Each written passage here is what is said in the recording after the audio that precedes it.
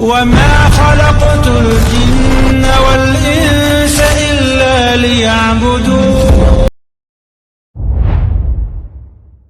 Mentauhidkan Allah Subhanahu wa taala dalam hal rububiyah Allah Subhanahu wa taala. Apa yang dimaksud dengan rububiyah? Para ulama di sini hafizahumullah wa jazahumullahu khairal jazaa. Semoga Allah membalas kebaikan para ulama kita.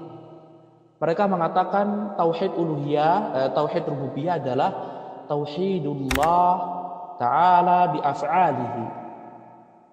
Mengesahkan Allah Subhanahu wa taala di dalam semua pekerjaan Allah, semua perbuatan Allah. Setiap muslim, setiap orang yang berakal, sampai orang kafir Quraisy pun mereka meyakini Allah itu bekerja, Allah itu beramal, Allah itu berbuat. Mereka meyakini yang menciptakan adalah Allah. Penciptaan itu perbuatan loh. Kemudian yang mengatur, yang memiliki itu semuanya milik Allah. Ya, sehingga mentauhidkan Allah Subhanahu wa taala dalam segala hal yang berkaitan tentang perbuatan Allah, maka itu disebut dengan apa? Tauhid rububiyah. Kemudian bagaimana cara mengimani tauhid rububiyah yang sebenarnya? Para ulama menyebutkan di antaranya seorang harus meyakini bahwasannya Allah lah yang berhak menciptakan, Allah lah yang berhak memberikan rezeki, Allah lah yang berhak memiliki, merajai, Allah lah yang berhak tadbir, mengatur, dan Allah lah yang berhak menghidupkan, Allah lah yang berhak mematikan, dan lain sebagainya. Dan ikhwati fillah azanallahu wa iyyakum, di antara perbuatan Allah yang terbesar dalam tauhid rububiyah ada 3 hal. Disebutkan oleh Syekh Muhammad bin Shalih Al-Utsaimin rahimahullah dalam beberapa tempat di tafsir beliau. Yang pertama, rububiyah Allah yang terbesar adalah yang pertama adalah Al-Khaliq, yang menciptakan. Kemudian rububiyah Allah yang kedua yang terbesar adalah Al-Malik, yang memiliki. Kalau Malik panjang itu artinya memiliki, kalau pendek Malik itu artinya raja. Dan lebih besar kalimat Malik, lebih agung kalimat Malik, karena Malik itu memiliki. Kemudian yang ketiga adalah Al-Mudabbir. Al-Mudabbir, yang mengatur segalanya. 3 sifat Allah, 3 perbuatan Allah Subhanahu wa taala inilah yang terbesar dalam tauhid rububiyah. Adapun yang lainnya itu semuanya sudah menjadi apa? Sesuatu yang lazim. Dan 3 inilah yang Allah Subhanahu wa taala sebutkan dalam surat Al-A'raf ayat 54. Allah Subhanahu wa taala berfirman, "Inna rabbakumul ladzi khalaqas samawati wal arda fi 6 ayyam, tsumma istawa 'alal 'arsy. Yughshil laila an-nahar yatlubuhu hasiza wasyamsa wal qamar wan nujuma musakhkharatin bi amrih." Naam. Inna rabbakum, sesungguhnya Rabb kalian. Siapa Rabb kalian akan disebutkan, yaitu yang menciptakan, yang memiliki dan mengatur. Sesungguhnya Rabb kalian adalah alladzi khalaqas samawati wal arda fi 6 ayyam, yang telah menciptakan 7 lapis langit dan bumi dalam masa 6 hari. Allah Subhanahu wa taala menciptakan bumi dalam masa 2 hari. Kemudian Allah menyempurnakan hal-hal yang dibutuhkan di bumi, tambah 2 hari lagi menjadi 4 hari totalnya. Kemudian Allah Subhanahu wa taala bertujuan ke asap waktu itu, dan Allah menciptakan langit dalam masa 2 hari. Dan sebenarnya Allah Subhanahu wa taala mampu menciptakan semuanya dalam seketika. Tetapi Allah Subhanahu wa taala hanya ingin menjadikan orang-orang itu bisa berpikir. Bagaimana makhluk Allah yang besar ini, bumi dan la haula wala quwata illa billah, bumi dan langit yang kokoh Allah ciptakan dalam masa yang kita ini bisa memperkirakannya dengan hitungan. Nah, kemudian dua-duanya Allah panggil dan mereka semuanya patuh tunduk kepada Allah Subhanahu wa taala. Sehingga suatu saat Allah Subhanahu wa taala akan perintahkan keduanya untuk hancur sebagaimana dalam surat Al-Insyiqaq juz 30. Setelah itu Allah menciptakan. Lihat, Allah lah yang berbuat penciptaan. Hanya Allah. Sesembahan lain tidak mampu. Bahkan mereka tidak memiliki saham sama sekali. Bahkan mereka pun tidak melihat bagaimana Allah menciptakan langit dan bumi. Bagaimana mereka berhak disembah. Nah, kemudian yang kedua, Allah lanjutkan, "Tsumma stawa 'alal 'arsy", kemudian Allah Subhanahu wa taala bersemayam di atas 'arsy.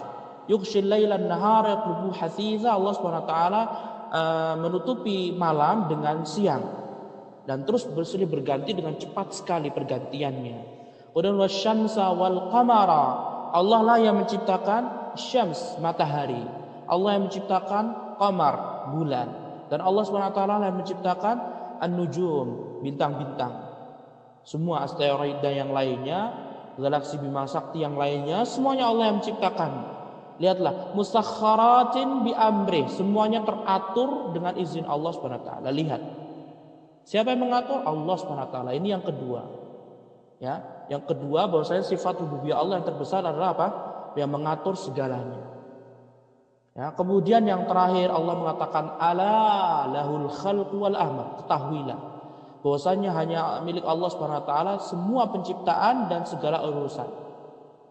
Ini merupakan kepemilikan karena dalam huruf jar lam ini mengartikan, menunjukkan, mengindikasikan bahwasanya kepemilikan. Ya, rumah ini li fulan, hadza baitun li Muhammad, ini adalah rumah untuk Muhammad. Jadi rumah ini miliknya Muhammad, sama juga seperti ini. Ala lahul khalq wal amr, ketahuilah bahwasanya hanyalah milik Allah Subhanahu wa taala segala penciptaan dan segala urusan. Yang ketiga, kepemilikan. Kemudian terakhir kali Allah mengatakan tabarakallahu rabbul alamin. Ya, maha suci Allah Subhanahu wa taala, keberkahan Allah Subhanahu wa taala, Rabb segala alam. Di awal Allah sebutkan Rabb kamu hanyalah ini. Di akhir Allah ulangi lagi, menunjukkan Rabb adalah Al-Khaliq yang menciptakan, Al-Malik yang memiliki, Al-Mudabbir yang mengatur. Dan juga ikhwati fillah azanallahu wa iyyakum, sebagaimana yang telah kita sebutkan, bahwasannya akal manusia itu mentauhidkan semua perbuatan Allah Subhanahu wa taala, mengesahkan perbuatan Allah Subhanahu wa taala. Itu pada asalnya. Ya, sebagaimana dalam surat Ar-Rum ayat 30, fa'aqim wajhaka lid-din hanifa fitratallahi allati fataran nasa 'alaiha la tabdila li khalqillah dzalika ad-dinul qayyim. Ya, intinya adalah bahwasanya manusia itu diciptakan berdasarkan fitrah. Fitrah manusia mengakui bahwasanya Allah lah yang menciptakan. Dan lihatlah hadis sahih yang diriwayatkan oleh Imam Bukhari dalam kitab sahihnya. Rasulullah SAW bersabda dari sahabat Abu Ubay bin Ka'ab.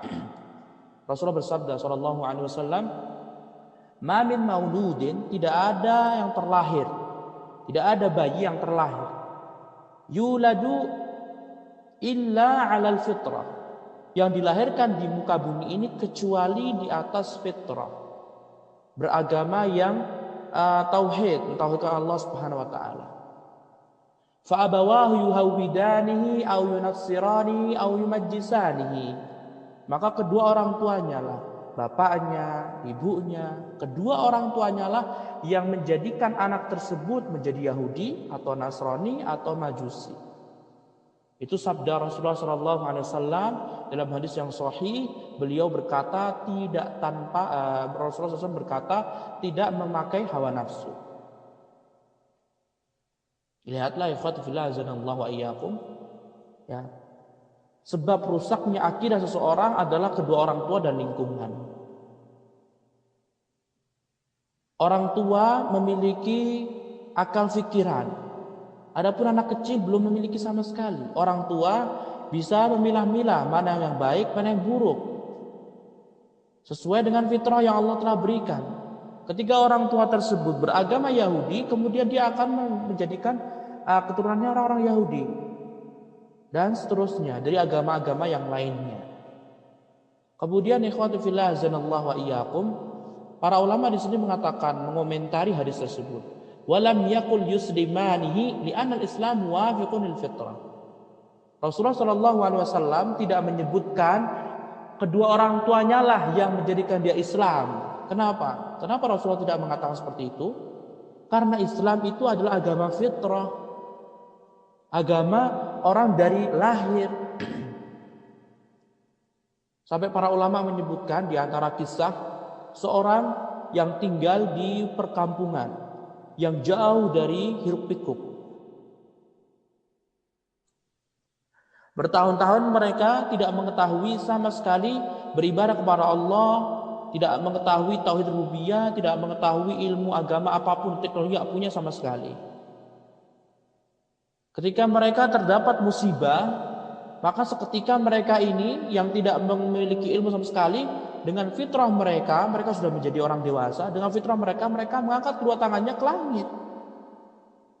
Lihatlah, ini menunjukkan bahwasanya akal kita meyakini bahwasanya hukum asal manusia jika tidak orang tua yang meyahudikannya, menasranikannya atau memajusikannya, maka anak tersebut akan tumbuh dewasa menjadi seorang yang berserah diri kepada Allah Subhanahu wa taala.